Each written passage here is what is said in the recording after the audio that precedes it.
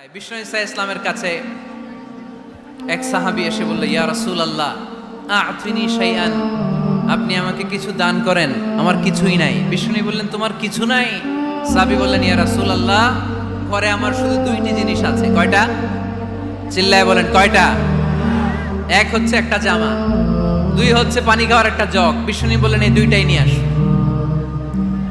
বিশ্বনবীর কথা শুনে ওই সাহাবী ঘর থেকে জামা নিয়ে আসলেন, পানি খাওয়ার জগ নিয়ে আসলেন।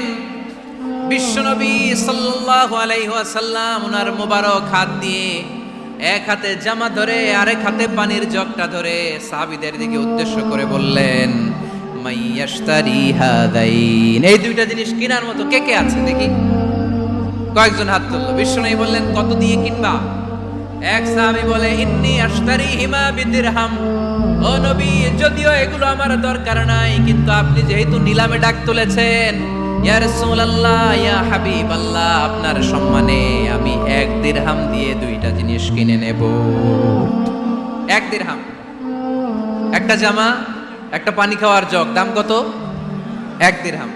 বিশ্বনবী বললেন, না না, 1 দিরহাম তো অনেক কম হয়ে যায়, মাইয়াজিদু আলা যালিক, এর চেয়ে বেশি দামে কে কিনবা? আরেক সাহাবী হাত তুলে বলতে লাগলো, ইয়া রাসূলুল্লাহ ইয়া হাবিবাল্লাহ ওয়া ইন্নী আশতারিহিমা বিদিরহামাইন, আমি এই জামাটার পানি খাওয়ার জগটা 1 দিরহাম নয় 2 দিরহামের বিনিময়ে কিনতে চাই। বিষ্ণু ঈসা ইসলাম ওই সাহাবাকে দিয়ে দিলেন।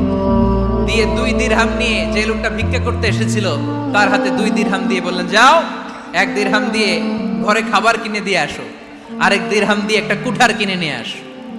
শুনতেছেন? কি কিনে নিয়ে আসো? কুঠার দিয়ে কি করে? গাছ কাটে। ওই সাহাবী কুঠার কিনে নিয়ে আসার পরে বিশ্বনবী নিজ হাতে কুঠারের মধ্যে একটা কাঠের হাতল লাগাই দিলেন। আল্লাহু আকবার! হাতল ছাড়া কুঠার ইউজ করা যাবে?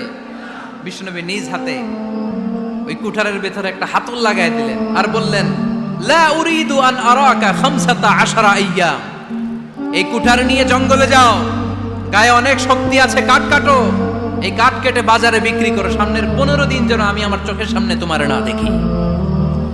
বিশ্বনবীর পরামর্শ অনুযায়ী কুঠার নিয়ে ওই সাহাবী জঙ্গলে চলে গেলেন।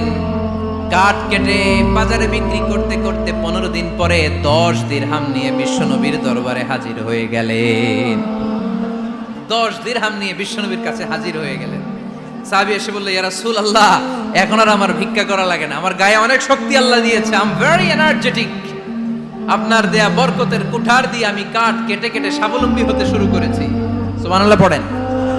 আমি এখন 10 দিরহামের মালিক। বিশ্বনবী বললেন, লা আইয়াহতাতিবা আহাদুকুম হুজমাতান আলা যাহরিহি খায়রুম মিন আইয়াসআলা শাইআন ফায়ু'তিয়াহু আও ইয়ামনাহু, যাদের গায়ে শক্তি আছে তারা ভিক্ষা না করে কাঠ কেটে পিঠে সেই বোঝা নিয়ে বাজারে বিক্রি করা অনেক ভালো। কারণ কারো কাছে যদি তুমি হাত পাতো, সে দিতেও পারে নাও দিতে পারে, আর কষ্ট করলে কষ্ট কোনোদিন বৃথা যায় না। চিল্লায় বলেন ঠিক কি না? বিষ্ণু ঈসা ইসলামের অনুপ্রেরণায় এই সাহাবা অল্প কিছুদিনের ব্যবধানে স্বাবলম্বী হয়ে গেলেন। What is the moral of the story?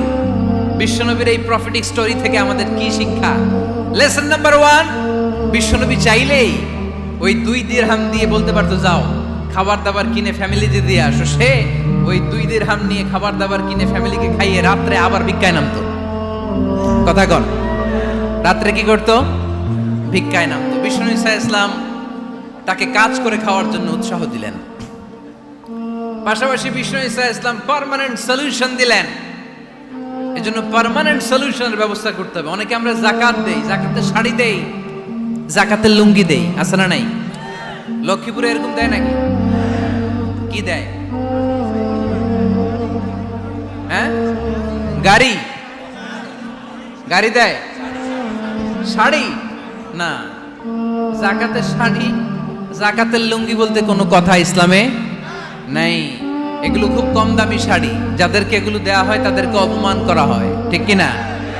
আল্লাহ বলেছেন, ওয়ালাকাদ কাররামনা বানি আদম, I have dignified the status of the sons of Adam, আমি আদমের সব সন্তানদেরকে সম্মানিত করেছি। সুবহানাল্লাহ পড়েন। আপনাদের চেয়ে সম্মানিত কেউ আছে? মানুষের যে সম্মানিত গোটা বিশ্বে আর কোনো মাখলুকাত আছে নাই। এজন্য জাকাতের শাড়ি দেয়া যাবে না, জাকাতের লুঙ্গি দেয়া যাবে না। জাকাতের শাড়ি আপনারা দেখছেন, এটারে একবার ধোয়ার পরে দ্বিতীয়বার পরা যায় না। মশারি কি পাতলা, এর চেয়েও পাতলা। এই জন্য জাকাতের শাড়ি, জাকাতের লুঙ্গি বলতে ইসলামে কোনো পরিভাষা নাই। আপনাকে স্বাবলম্বী করে দেওয়ার চেষ্টা করতে হবে। যারা লক্ষ্মীপুর জেলায় বিজনেস ম্যাগনেট আছেন, তারা একসাথে হয়ে একটা স্ট্রং জাকাত ম্যানেজমেন্ট প্ল্যাটফর্ম করতে পারেন, যেখান থেকে আপনারা বিভিন্ন থানায়, বিভিন্ন গ্রামে বাছাই করে করে কিছু ভাইদেরকে জাকাত দিতে পারেন স্বাবলম্বী করার উদ্দেশ্যে।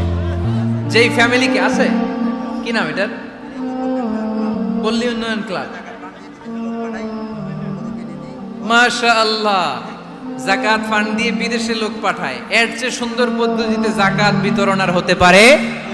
যেই লোকটাকে, যেই ছেলেটাকে বিদেশে পাঠানো হয়েছে, ওই ফ্যামিলিটা আর কোনোদিন জাকাতের শাড়ি নেওয়ার জন্য লাইনে দাঁড়াবে? যেই ছেলেটাকে ওনারা অস্ট্রেলিয়ান গাভী কিনে দিছে, দুধ বিক্রি করে যেই ফ্যামিলিটা স্বাবলম্বী হতে শুরু করেছে, তারা আর কোনোদিন জাকাতের লাইনে যেয়ে দাঁড়াবে না। এজন্য জাকাত দিতে হবে স্বাবলম্বী করার জন্য। ইসলাম আমাদেরকে এটাই শিখিয়েছে, কাজ করে খেতে হবে। কাজে লজ্জা নেই, লজ্জা হচ্ছে অলসতায়। লজ্জা কিসে? আজকের আলোচনা থেকে এটা মুখস্থ করে নিতে হবে, কাজে লজ্জা নেই। লক্ষ্মীপুরের ইয়াংস্টারেরা শ্রমে লজ্জা নেই, পরিশ্রমে লজ্জা নেই, লজ্জা অলসতায়। লজ্জা কিসে? আরো জোরে। নবীরা কি এমনি এমনি বসে বসে খাইছে? কঠিন পরিস্থিতিতেও নবীরা পরিশ্রম করে উপার্জন করা লেগেছে, ঠিক কিনা?